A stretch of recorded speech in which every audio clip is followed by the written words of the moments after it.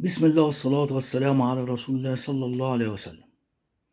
طبقا لمصادر عديدة ومتنوعة، أكتر من مصدر في التلفزيون وعلى السوشيال ميديا، مصادر مقربة جدا من اللعيب ومن النادي الأهلي. زيزو خلص كل حاجة في الأهلي ومضى 4 عقود، وأكتر من كده راح السفارة الأمريكية متخفي بنضارة وكاب، لابس كاب ونضارة سودا، بعد استئذان السفارة طبعا انه يخش بالشكل ده عشان يحصل على التأشيرة. حاجة تاني، ان الاعلان بتاع زيزو في النادي الاهلي اتعمل، لكن منتظرين الوقت المناسب. طيب، دي كان اهم الاحداث. طب ممكن نرجع فلاش باك شوية كده، لما إدارة الزمالك قبل الانتخابات كانت بتقول إيه؟ الإدارة الحالية كانت بتقول إحنا عايزين القايمة كلها تنجح، إحنا جايين وعارفين مشاكل النادي، وإحنا مجلس إدارة أعمال، معظم المجلس رجال أعمال ومعاهم الحلول بمجرد ما ينجحوا، بس بشرط إن المجموعة كلها تنجح. وفعلا المجموعة كلها نجحت. طيب عملنا إيه؟ صحيح بيدفعوا مستحقات اللاعبين والمدربين، لكن أهم ملف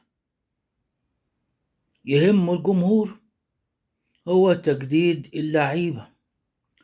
فهنرجع ونعمل سبوت على أهم لاعب في النادي، اللي هو أحمد مصطفى زيزو. أحمد مصطفى زيزو كان جاي له عقد من نادي نيوم السعودي ب6 مليون دولار.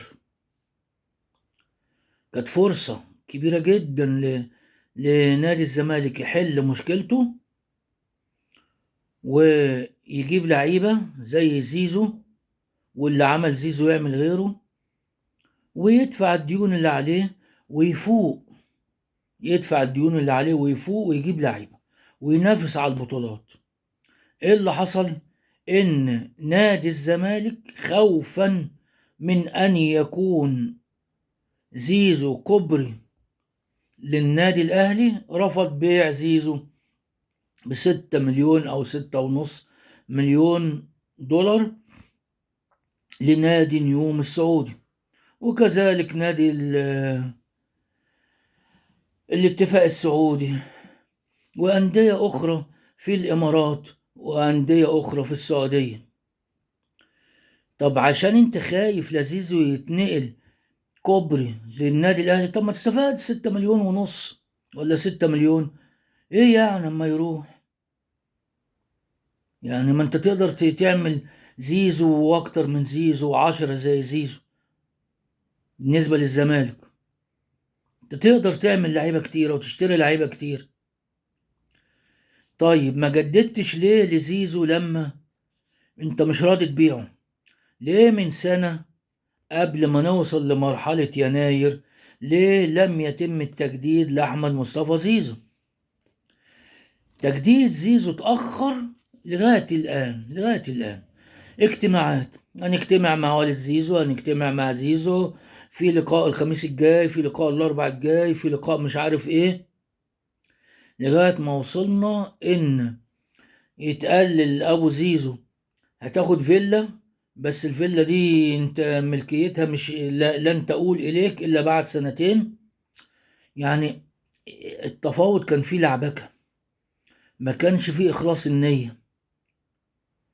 فأنت ما جددتش لحد من اللعيبة المهمة عندك. الونش ما تجددش له. حسام عبد المجيد بقيله سنة، لكن برضه لسه ما تجددش له. هتقول لي طب ما الأهلي عنده لعيبة لغاية دلوقتي في عقدها لم يتم التجديد وعقدها ينتهي بنهاية الموسم، أقول لك أنت مش زي الأهلي. يعني كل واحد، مع احترامي للجميع، كل واحد يشوف ظروفه.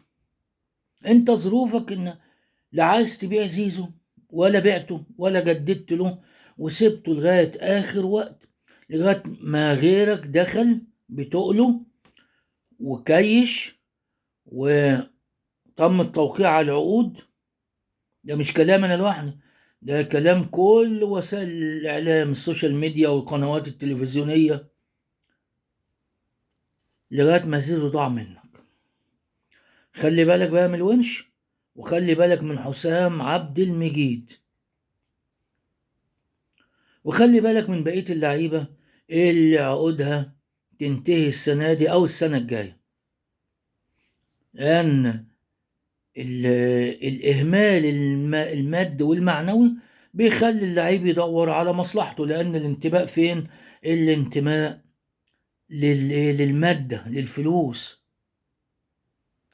فاللي حاصل دلوقتي إن زيزو خلاص طار من الزمالك، والزمالك جاب لجنة مؤخرا، ميدو وحازم إمام وعمرو الجنايني، عشان تبقى صدادة عن المجلس أمام الجمهور. طب اللجنة دي ما جاتش ليه من بداية النجاح، بداية الفوز بإدارة نادي الزمالك؟ عملتش لجنة الكرة دي ليه؟ يبقى مهمها التجديد وتشوف ايه الأصلح للنادي، زي ما كل الأندية عاملة. لجنة اتشكلت لإخفاء، طبعا بعد فوات الأوان، لإخفاء عيوب الإدارة، اللي الإدارة كانت بتقول احنا كل حاجة عاملين حسابها، كل حاجة عندنا، بس ننجح والقايمة كلها، اديكوا نجحتوا والقايمة كلها نجحت، عملتوا ايه؟ اللعيبة بتمشي من عندكم واحد واحد. بن شرقي ما عرفتوش تجددوا له، إمام عاشور ما عرفتوش تحتفظوا بيه، زيزو ما عرفتوش تحتفظوا بيه ولا تجددوا له، وطار. فكلمة حق تتقال إلى من يهمهم الأمر، حافظوا على ناديكم، لأن الزمالك مهم جدا يكون واقف على رجله في مصر، مهم جدا الزمالك يكون متصدر مع الفرق المتصدرة، مهم جدا ان الزمالك ينافس الاهلي، مش بيراميدز اللي ينافس الاهلي. مهم جدا انكم تحافظوا على الجمهور العظيم، جمهور الزمالك، ما تحرقوش دمه كل يوم. اعظم جمهور في الكون هو جمهور الزمالك، رغم كل شيء بيحصل الجمهور ورا النادي، لانه بيعشق الكيان مش بيحب اشخاص.